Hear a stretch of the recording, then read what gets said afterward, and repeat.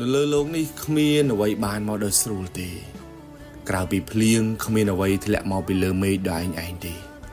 បើញើសយើងមិនស្រក់ដល់ដីកុំរំពឹងថាមានបានស្រាប់ឲ្យសោះអ្នកសាកមើលទៅជុំវិញខ្លួនឯង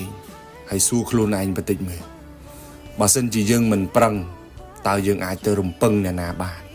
ហើយរំពឹងគេបានយូរប៉ុណ្ណារំពឹងបានអីខ្លះទោះបីគេចិត្តល្អដូចព្រះប៉ុណ្ណាក៏ដោយគ្មានអ្នកណាមកចាំជួយយើងរហូតទេបើយើងមិនប្រឹងប្រែងឈរជំហរដោយខ្លួនឯង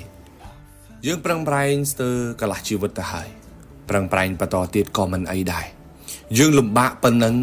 មានមនុស្សច្រើនណាស់ដែលលំបាកជាងយើងហើយទទួលបានលទ្ធផលតិចជាងយើងទៅទៀត